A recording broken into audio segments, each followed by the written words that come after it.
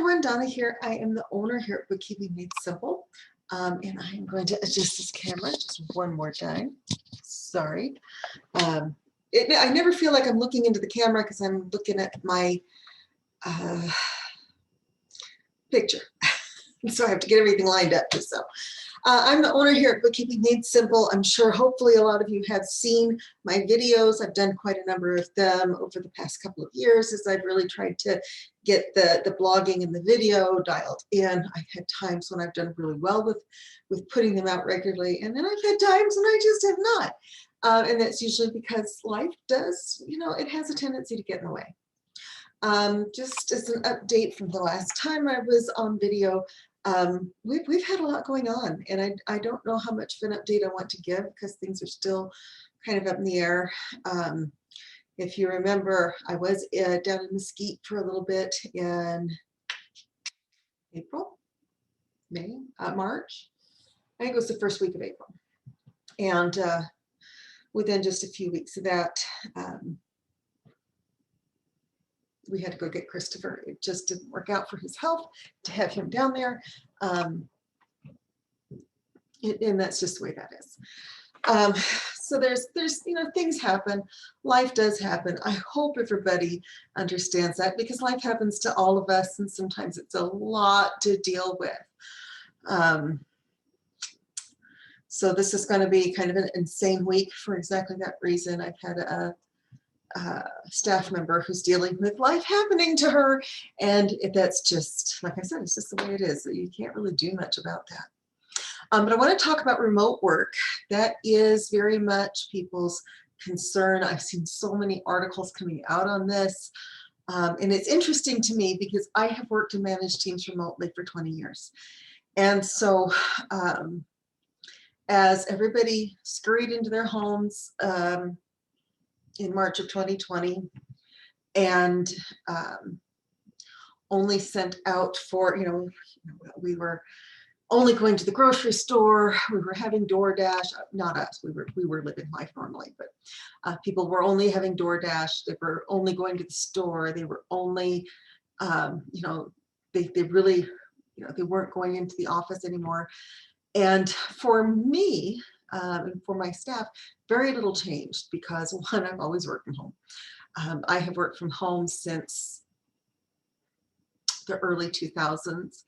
And that was not because of any outside influence. It was because I wanted to be at home with my kids, but I also wanted a career. And I think that's really, really fair. I like the idea of being able to tell, I hire a lot of single moms or moms that want to be close to their kids, and during the school year, they work a lot just during the school day and aren't really available outside of those hours. I have a lot of times when I have to reschedule meetings because they'll call and go, I have to run my daughter to soccer, and that's fine. We really did build this with the expectation that we were going to need that flexibility because I myself needed that flexibility. So there are some things that I get very rigid about. One is our office hours are 9 to 5, Monday through Friday. We are closed on federal holidays, and that's the way it is. But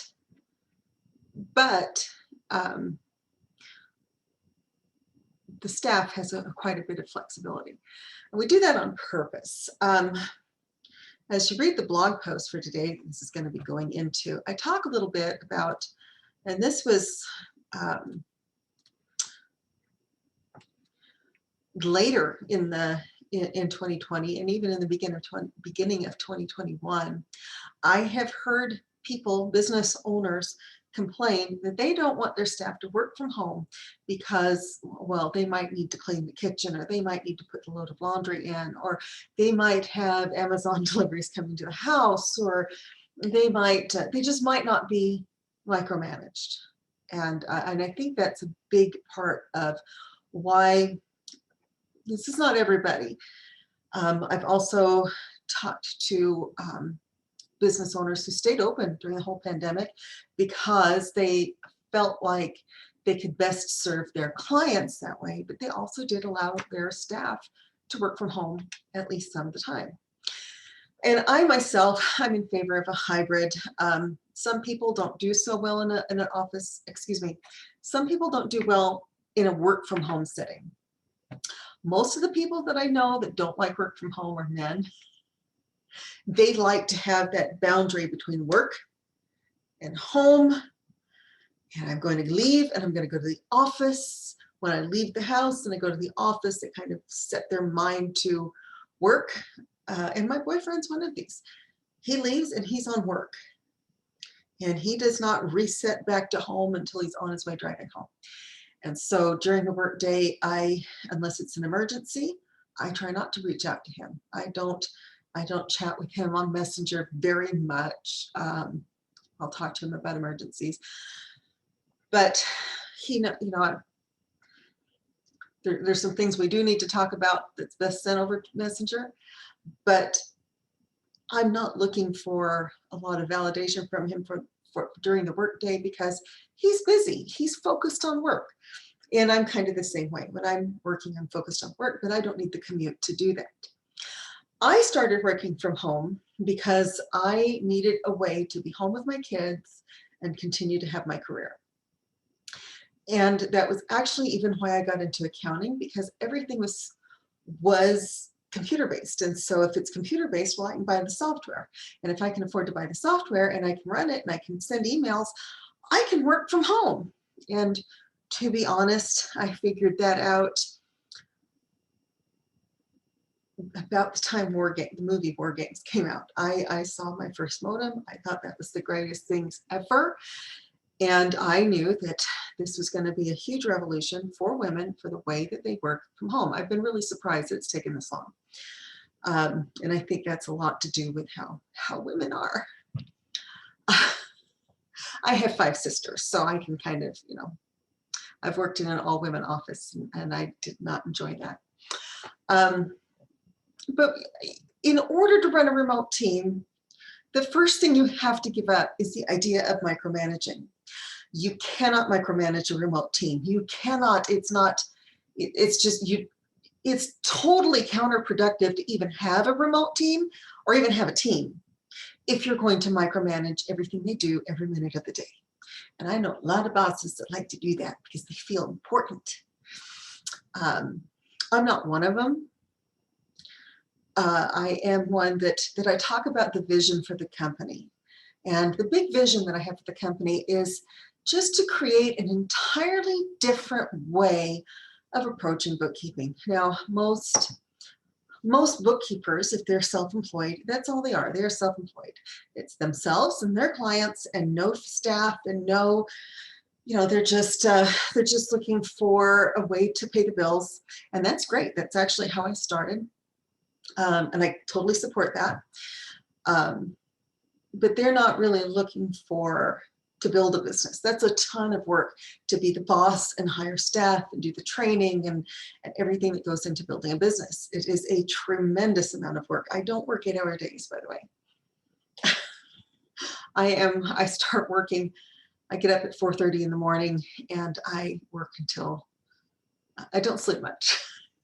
So I have to actually schedule in time to be, time to play.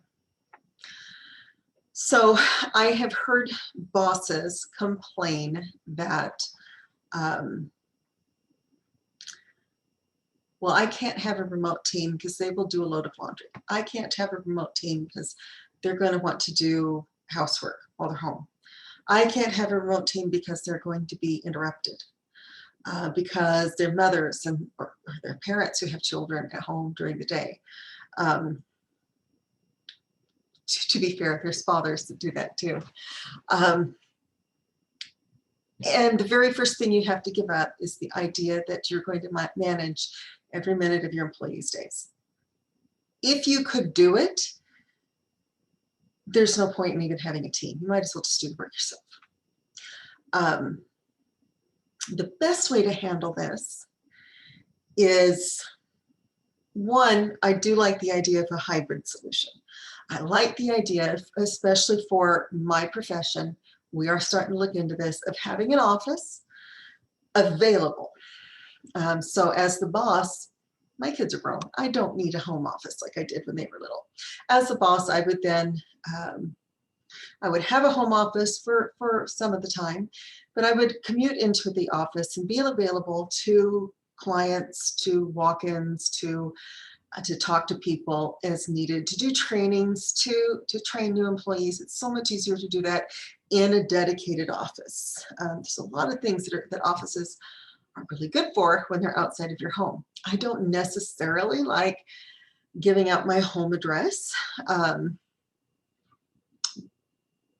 for just anybody. I really prefer to have a dedicated office for business deliveries, for for these things when I need to meet with a client, which is generally it's during tax season. And it's nice to have that, and then I can have that available to my staff as they need it. They don't have to take advantage of it. Some of the things we also do is, for one thing, like I said, I don't micromanage at all. I just tell the staff, if you're going to be busy doing other things for more than 5 minutes, clock out. If it's a 5-minute, I do preach the Pomodoro method quite a bit, which is set a timer for 25 minutes, stay focused on work for 25 minutes, and then take a 5-minute break. And if you're doing Pomodoros, I won't make my staff clock out for those because I think that the breaks are important. But if they want to get out and mow the lawn at 10 a.m. on Tuesday, great, go ahead and do that, but don't do it on the clock. Is always my thing. Just don't do it on the clock. Make sure you clock out for that, please. And I'm not an ogre by any stretch of the imagination about that. That's part of the joy of working from home, is being able to do these things at a time that's convenient for you. I also don't have my girls on client work more than, I think, 20 hours a week. 20 clients would be my max for each of my bookkeepers, because for one thing, I want them to be able to cover each other's clients. And for another thing, I want them to be able to take those breaks. I want them to be able to mow the lawn. I want them to be able to drop everything and run to the hospital, because without having to say much more than, Donna, I gotta go. Because that's life. It's life. So I can look at a timesheet and tell very, very quickly, as in almost instantly, if they're spending too long on a client. Now, if they're spending too long on a client, my assumption's never, it is never, they don't know what they're doing. It is, I should rephrase that. I'm very careful about who I hire, so my girls always know what they're doing. But my assumption is never that they are trying to cheat on the timesheet, by the way. It is, do I need to talk to them more? What's going on with this client that they're spending a lot of time on them? And generally speaking, I will find out that it was something fairly simple. Maybe it was the first week of the month and they had to do a lot of reconciliations, and the rest of the month they don't spend as much time. And maybe it's a training issue, but my staff is absolutely amazing at letting me know exactly how long they've spent on clients, and making sure that those times are reasonable. And if they're not, then I want to talk to them about what do we need to do to reduce your time, because I don't condone them spending a lot of time not getting paid. So I can tell at a glance if staff members are spending too long on a client or a project, and so if they are, then that's an entirely different discussion than just micromanaging. I've also found, and this is critical, I found that I have a hard time breathing this morning. I have found that communication is the key. So we have weekly staff meetings. Most of the time, those are over Zoom.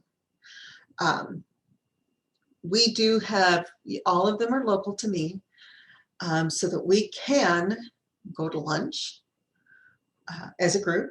We can have trainings at lunch. in person. And there's a value to that. There's a tremendous value to that. If I sit down and I meet with my girls and we are in person, it's a different discussion than what happens over Zoom. We have luncheons. We're having a Christmas party. It may be a very tiny Christmas party because there's not very many of us yet, but we have Christmas parties. We make sure that we're there for each other. And the reason for that is because I hate corporate America. It's really the biggest reason for that. My introduction to corporate America was working accounts payable for a major hospital in Kentucky. And I was just a number. I was 14 AR days or 21. I don't remember what it was. That's all I was to them. I was the girl that could get the AR days down, and that's it. Nobody really cared about me. There was a lot of backstabbing. There was a lot of office politicking. This is my all-women office that I absolutely hated. And I decided if I'm going to run a team, it's not going to be that kind of team. It is going to be the kind of team where I can say, I need you guys to cover for me. Here are my clients. I will pay you the extra to cover for me, and know that they're going to do the best that they can for the week that I'm out. There's a lot of value to building in-person relationships and deciding ahead of time what kind of relationships you want to foster. The reason this office in Kentucky was so toxic was because the director was toxic. She allowed it. She encouraged it. She was the one calling people into her office saying, well, tell me what so-and-so is doing wrong. I don't do that, by the way. I'm very much in, how can I support you? How can I help you? Are you having any, how are your clients doing, and how can I support you? So we do have luncheons, we do have Christmas parties, and the reason is I want those lines of communication wide open for my clients and for my staff. And if they don't feel comfortable saying, Donna, I'm really struggling with journal entries, can you do some extra training on those? Then I'm missing out, because if I spend the time in the front end to train my team the way I want them trained, then I'm going to reap the rewards in the back end. So we have these weekly staff meetings. Again, they're typically over Zoom just because it's convenient, because we all have families, and we know that we can meet in person, but typically we just meet over Zoom. We go over all the clients. Excuse me. If I have specific staff members that have specific concerns that need to be addressed, that I try to keep any feedback that could be construed as criticism, I keep that in a private group. That's a one-on-one conversation. But everything else, we just go over, what's going on with this client, and what's going on with this client, and where are you, and how can I support you? We talk about things like, if a client comes in and says, I just need you to reconcile my books, I just need compliance, like bookkeeping, and it turns out that what they need is high-level accounting, then that's a discussion that we need to have with the client, because, again, I am particular about making sure that the clients pay for the services that they're actually receiving. Okay. But I really want those lines of communication between me and my staff wide open.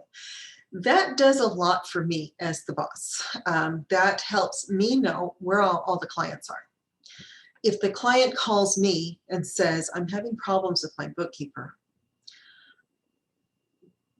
then I'm not blindsided. I've talked to the bookkeeper. I've seen the emails. I don't really go through anybody's emails without their permission, but I can generally tell pretty quickly what's going on. All of our emails are logged into a CRM, So the HubSpot's amazing for that. So I can see, what the interactions have been, what the conversations have been. And then if the client does call in, I know what's going on. I'm not going to be sideswiped on it. I can tell, hey, well, she's been having trouble getting information from the client. So if the client says, oh, she's not doing a good job, I can say, well, did you send in the spreadsheet she sent you? Yeah.